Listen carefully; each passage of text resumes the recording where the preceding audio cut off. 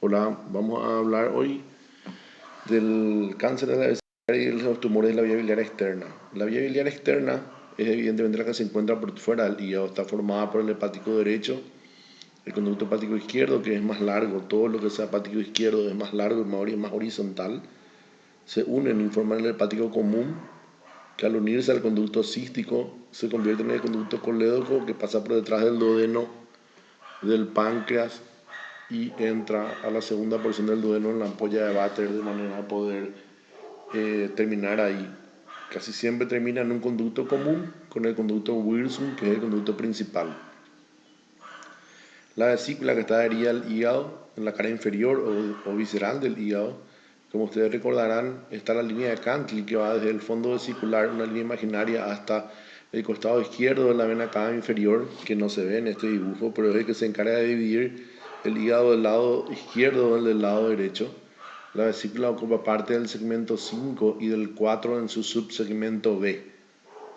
Tiene un fondo, un cuerpo, un infundíbulo de Hartmann o bacinete, un cuello y después ya está el conducto cístico.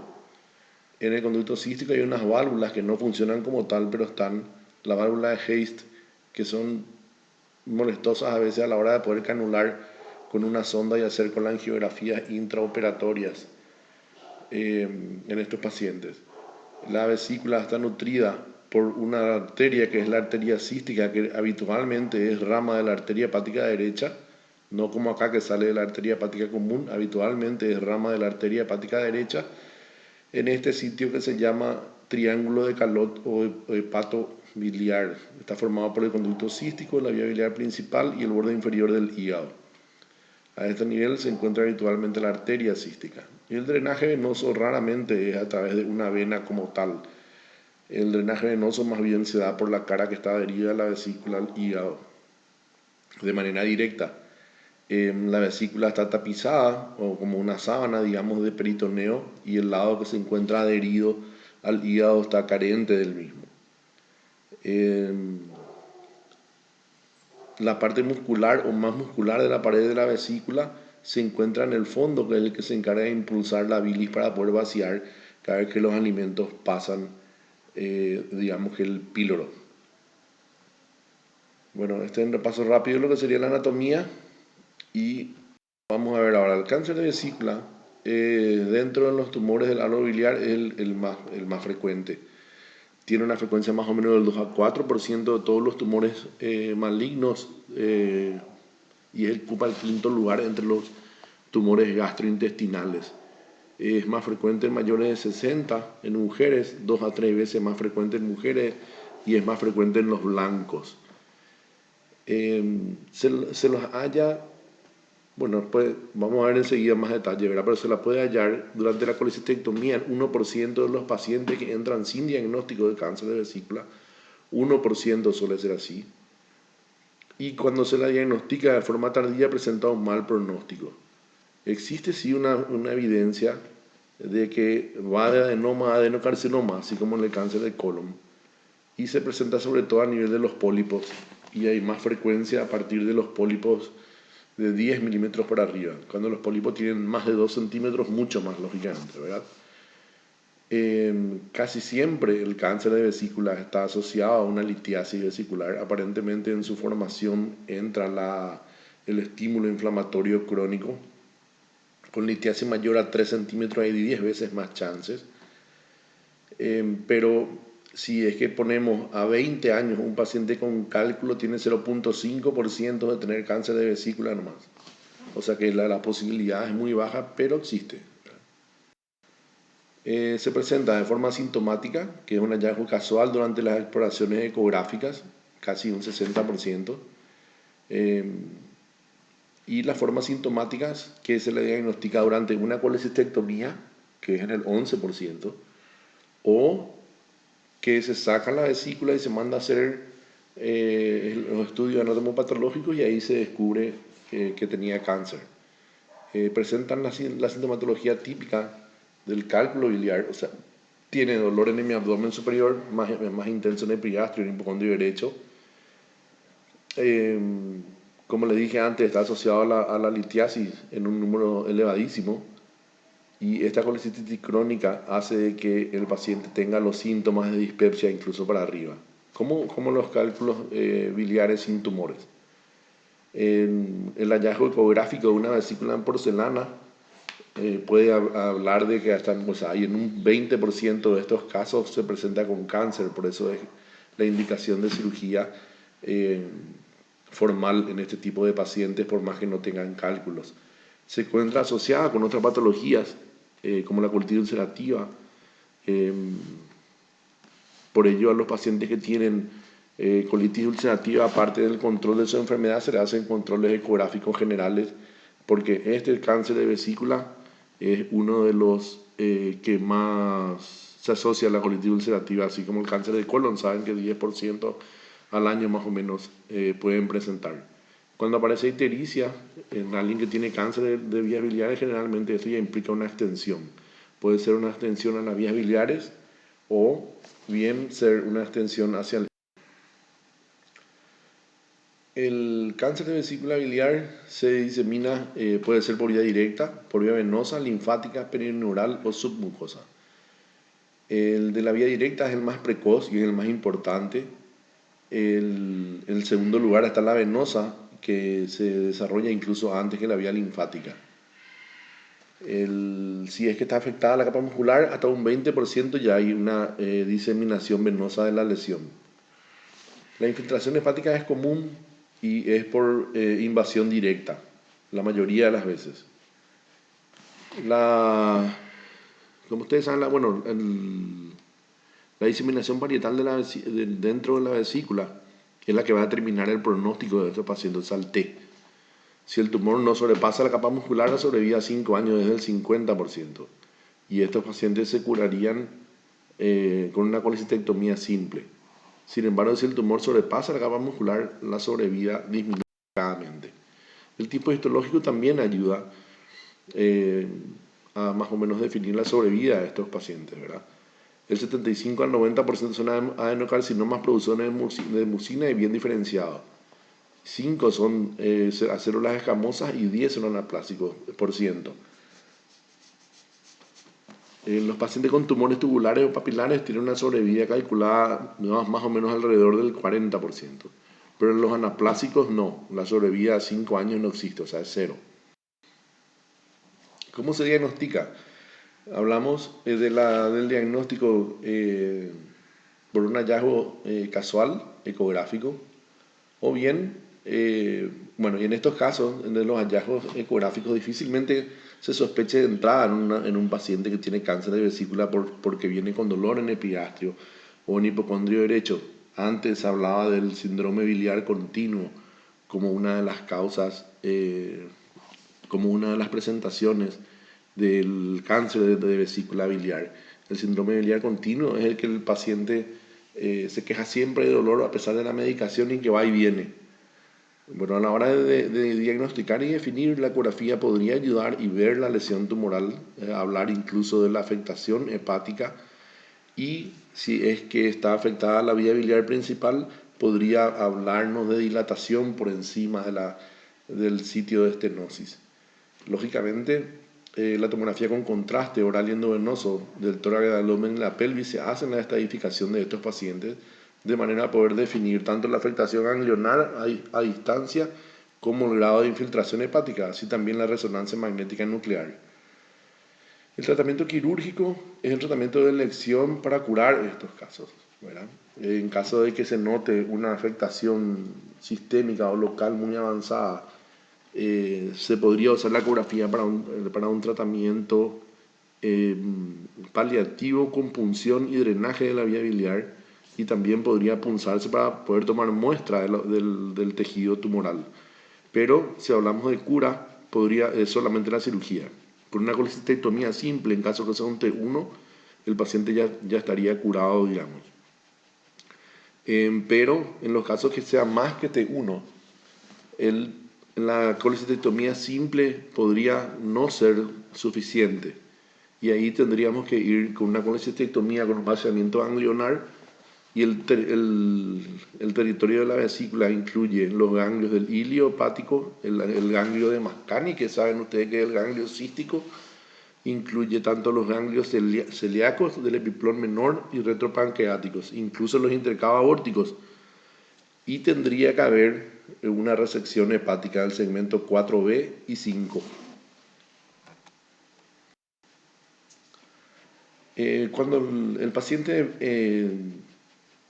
se lo opera y se encuentra dentro de la cirugía con una biopsia extemporánea o en la anatomía patológica posteriormente llega que lo operado fue un cáncer de vesícula y si tiene más de T1, entonces hay dos alternativas: hacer una resección radical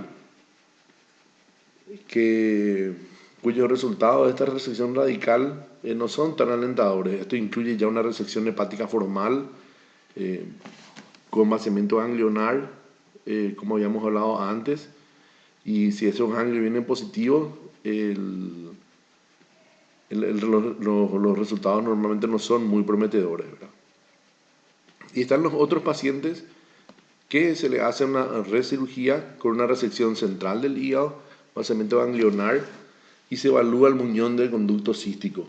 Esa es la cirugía más realizada, sin entrar a resecciones hepáticas mayores, como hepatectomía derecha, o resección tanto del segmento 4A y B y todo el 5, o una hepatectomía central, la resección de los segmentos 4A y B y el segmento 8 y segmento 5. Esas son cirugías ya más rechazadas por los grupos del mundo. Miren que cuando se reopera a estos pacientes que tienen más que un T1, el 46% de ellos tiene restos tumorales en el hígado. Fíjense, restos tumorales en el hígado, en recirugía. Si es T1 es 0%, si es T2, 10%, y si es T3, 36%. Cuanto más alto es el T, o sea, T2, T3, hay mucho más posibilidades de metástasis ganglionares. Vemos que en el T1 es 13% nada más, pero en el T3 llega a 46%. Como hablamos antes, si la cirugía no podría ser curativa o no llega a ser curativa con una resección completa, o si es irresecable la lesión por afectar estructuras vasculares, el tratamiento paliativo de la ictericia es lo que se preconiza de manera de evitar infecciones. Y para ello están los tratamientos percutáneos de drenaje externos o colocación de prótesis percutáneas o endoscópicas. El cáncer de las vías biliares tiene una frecuencia menor al de la vesícula. La distribución etaria es más o menos igual, entre 50 y 70 años, pero el cáncer de vías biliares es más común en el hombre. En la mujer era el cáncer de vesícula, si recuerdan, recién hablamos. Y la mayoría de estos tumores o estas lesiones neoplásicas malignas de las vías biliares, 2/3 se encuentran en la bifurcación del conducto hepático. Son muy pequeños cuando se descubren y por ello normalmente no tienen metástasis, más bien tienen una invasión local, digamos, al tejido hepático adyacente. Y se presentan con síntomas obstructivos y una ictericia temprana. Por más que se encuentre de manera temprana, estos tumores normalmente son muy agresivos, ¿verdad? Tienen factores de riesgo como la colangitis esclerosante primaria, los quistes de colédoco, la colitis ulcerativa, las litiasis dentro del conducto hepatocolédoco y la presencia de anastomosis biliodigestiva. Hay otras causas o factores de riesgo, pero son ya más raros. Tiene una evolución lenta, los pacientes se presentan con dispepsia poco específica, pérdida de peso y después ictericia.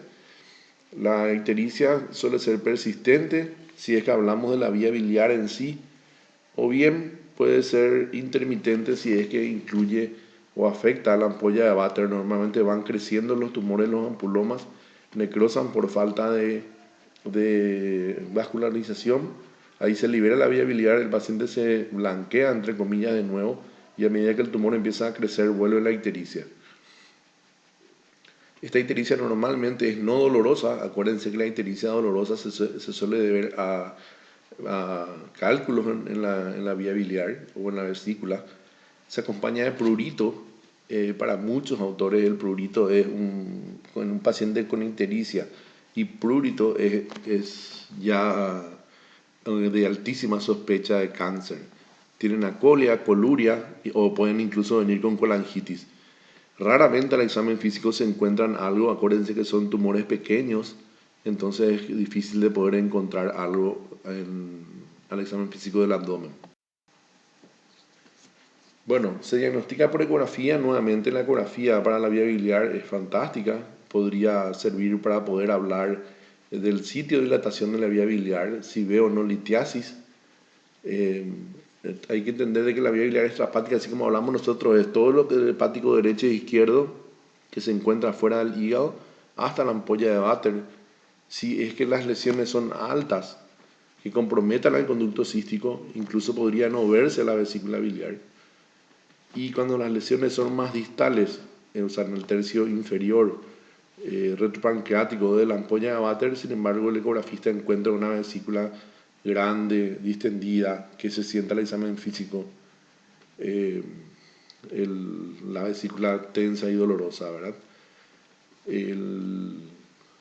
La tomografía de abdomen y pelvis, tórax, abdomen y pelvis con contraste oral y venoso también sirve para poder ver y evaluar, así como con la ecografía, si hay o no trombosis en la vena porta, el grado de infiltración local vascular o hepática de la lesión, y así como poder ver a distancia la presencia o no de otras, aunque muy raro, lesiones que puedan aparecer. La colangiografía percutánea y la colangioretrógrada endoscópica son procedimientos invasivos que podrían ayudar a poder determinar el grado de extensión en longitud de estas lesiones, pero con la resonancia magnética tenemos la misma capacidad que estas otras, sin invasión, o sea, sin posibilidades de que esto pueda producir algún tipo de infección o colangitis por el manipuleo de la vía biliar. La resonancia y la colangioresonancia hablan con los mismos, o sea, con la misma precisión, en un solo estudio, poder ver tanto local como a distancia la extensión de estos tumores.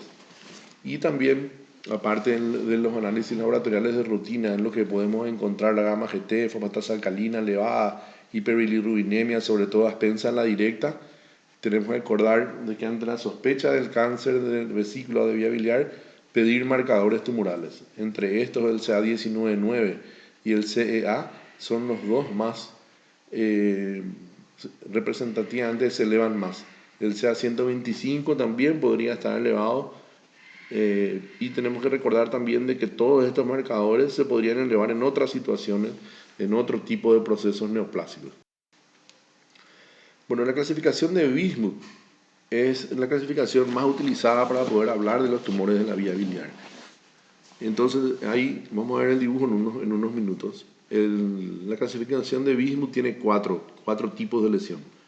Y el tipo 3 se divide en dos nuevamente. El tipo 1 de Bismuth es el tumor que se localiza a 2 centímetros por debajo de la confluencia del hepático derecho y del izquierdo. El tipo 2 obstruye la confluencia biliar, pero sin comprometer ninguna de las ramas.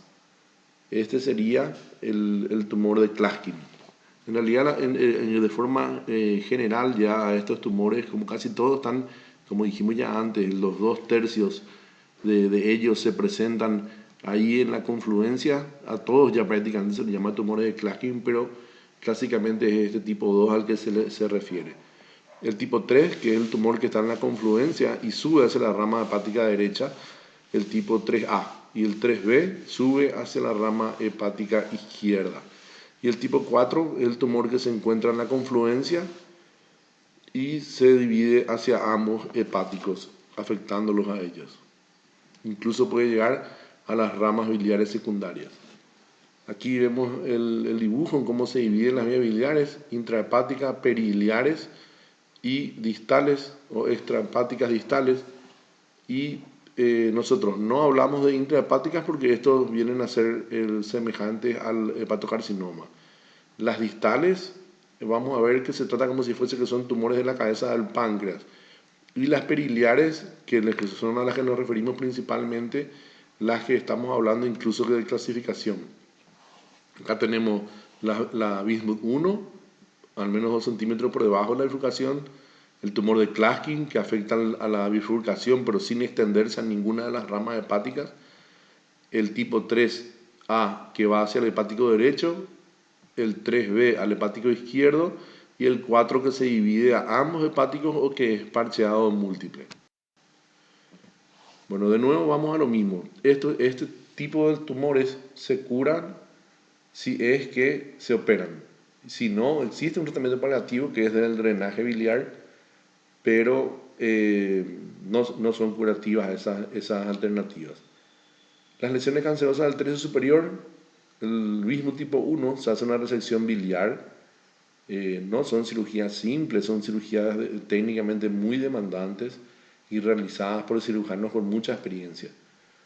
Los tumores de Bismuth tipo 2, que incluye la resección de la vía biliar, afecta, y en el tipo 1 o 2, dependiendo de cómo se extienda, puede requerir o no la resección del lóbulo caudado.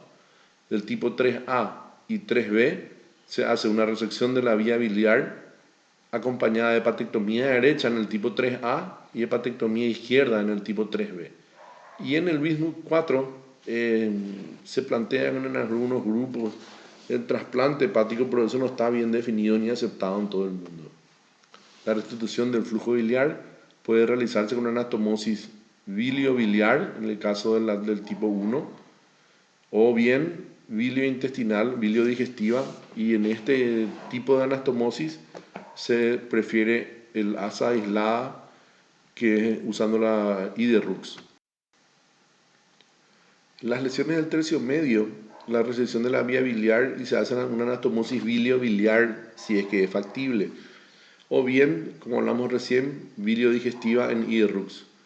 Las lesiones del tercio inferior se tratan como si fuese un tumor de páncreas, de cabeza de páncreas, y se le hace una duodenopancreatectomía cefálica, con o sin preservación del píloro, de acuerdo a la preferencia del cirujano y al grado de afectación o de infiltración local. Las cirugías de Whipple, que son estas duodenopancreatectomías cefálicas, pueden ser realizadas por vía convencional o laparoscópicas, ya hicimos acá en Paraguay. Es una cirugía muy agresiva y existen grupos que llegan a hacer incluso resecciones de la vena mesentérica superior o de la porta. Se utilizan injertos vasculares o injertos autólogos del paciente.